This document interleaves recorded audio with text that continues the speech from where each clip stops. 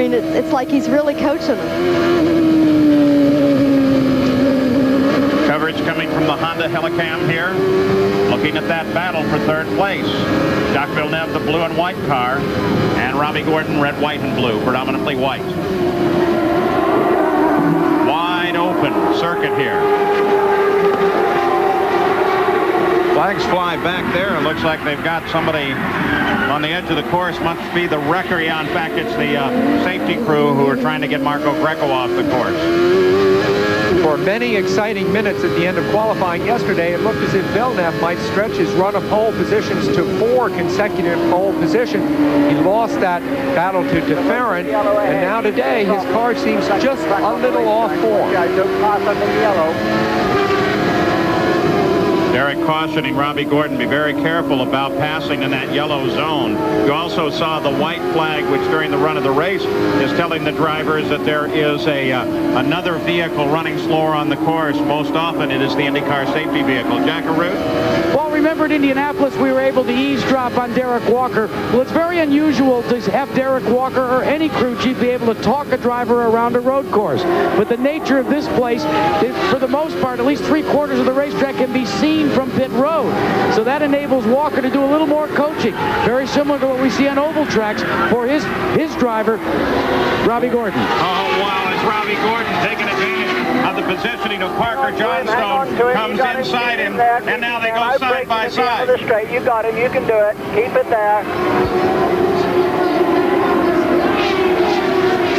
And Robbie overcooks it. Again. Let's go at it again. He's off too. Keep it going. Keep it going.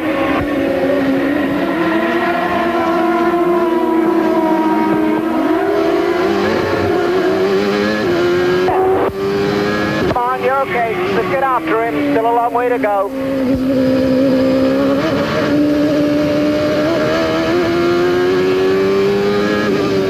So these passes aren't quite as easy as they seem to be.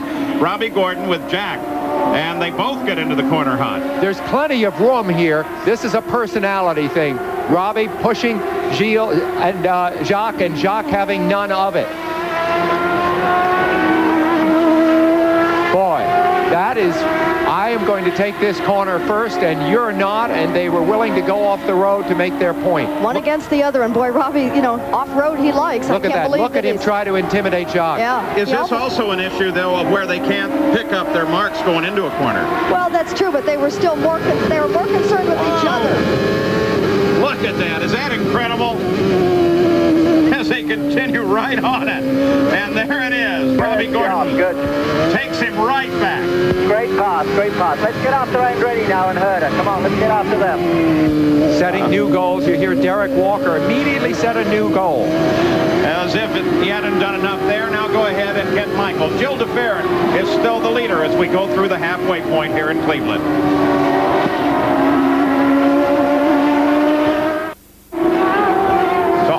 Now with 5th place, Robbie Gordon. He's disposed of his battle with Jacques Villeneuve. Looks ahead to a battle with Michael Andretti. Let's go to the pits now. Jack Arute. And Robbie Gordon's teammate, Christian Fittipaldi, is out with engine problems. Christian, how does airport runways compare to road courses from your perception?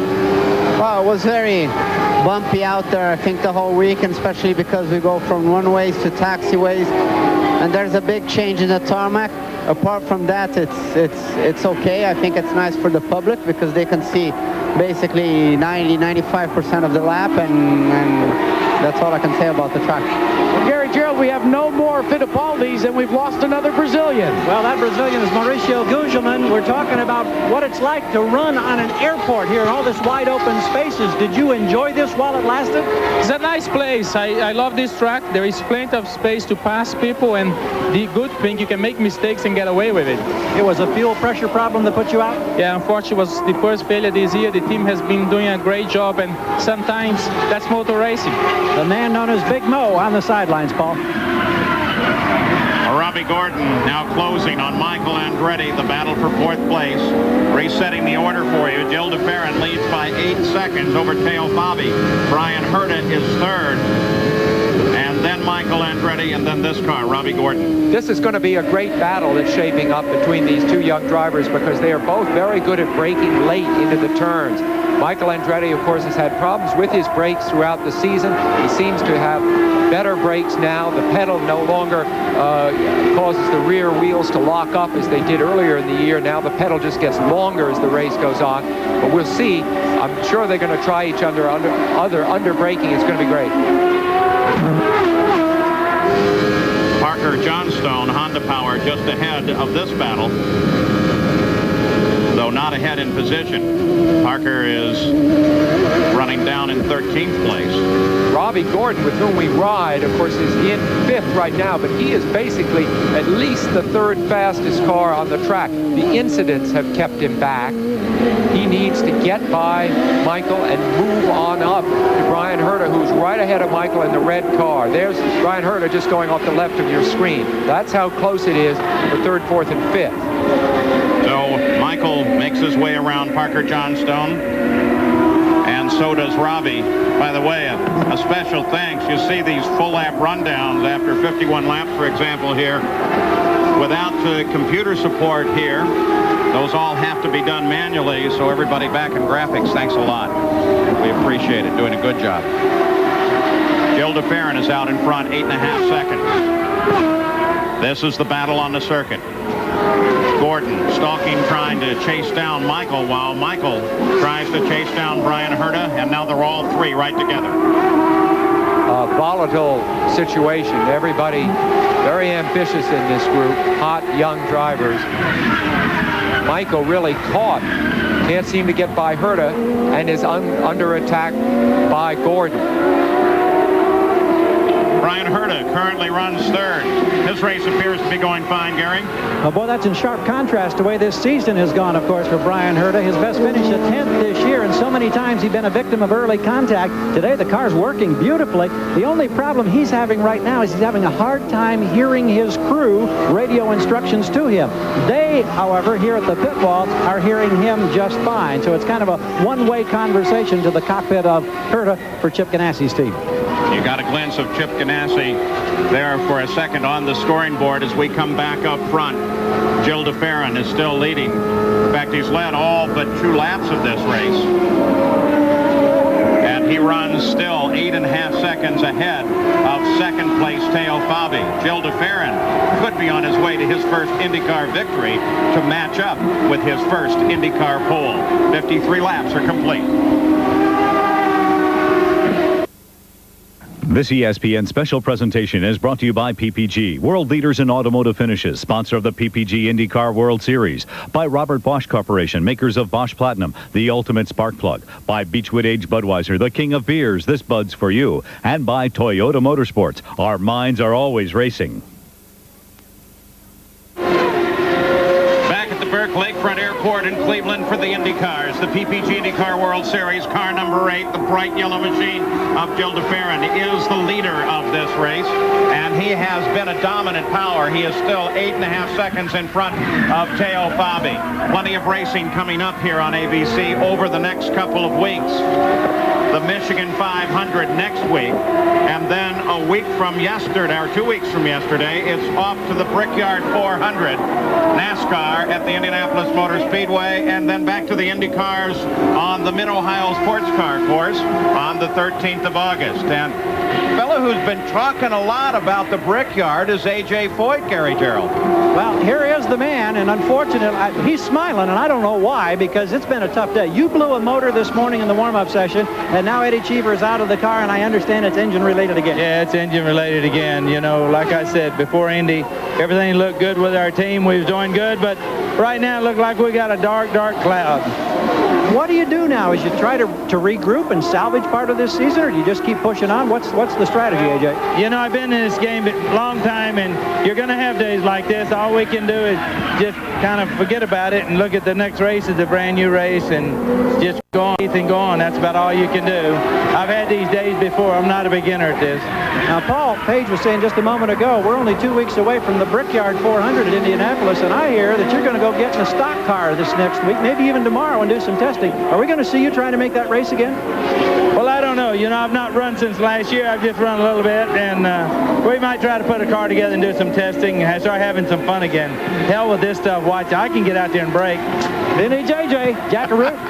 Well, Gary, we're watching Robbie Gordon has come onto pit road, and he's going to take his nominal service. But we may have found the first change in strategy. You see this stick right here? This is from Teo Fabi's crew. They have calculated that they are going to make their stop and go, their gas and go, in this second and final stop. They've calculated how many seconds they will need, and that's all they're going to do, is take on the fuel as much as they need and then go. All right, so we'll be watching for that out of the Forsythe team and Teo Fabi. Robbie Gordon, of course, in and out. Gil DeFerrin still the leader. He's got 8 seconds in front of this car, Teo Fabi, the 33 machine, who's been running with Scott Pruitt, the 20 car. Remember, Scott was involved in actually a pre-race incident, finally able to get going once again. But, of course, it has not contributed to Scott Pruitt's finest day. He runs down in 18th place. So we should have our second round of stops developing within the next few laps here. The running order is DeFerrin, Teo Fabi, Brian Herta. 4th is Michael Andretti. Then Gordon, then Villeneuve. Then Raul Boesel. In 8th is Jimmy Vasser. 9th is Adrian Fernandez. And 10th is Danny Sullivan.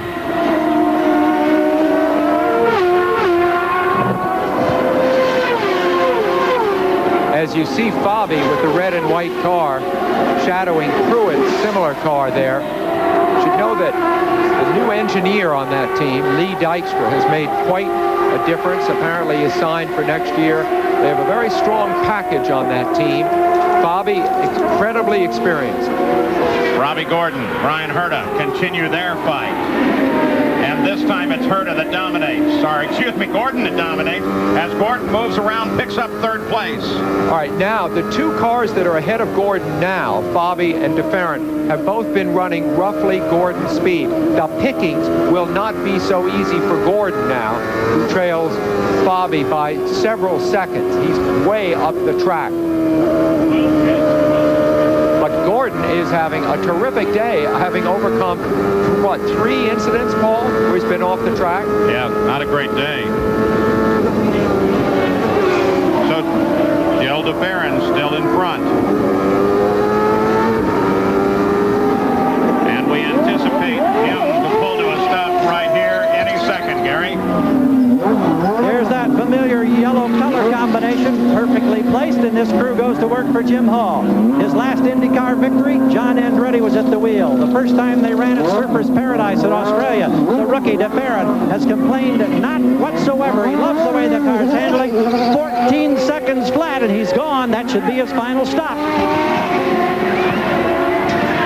Boy, what a story this is going to be. The rookie Gil DeFerrin in his 12th IndyCar race can score a win. Now Teo Fabi.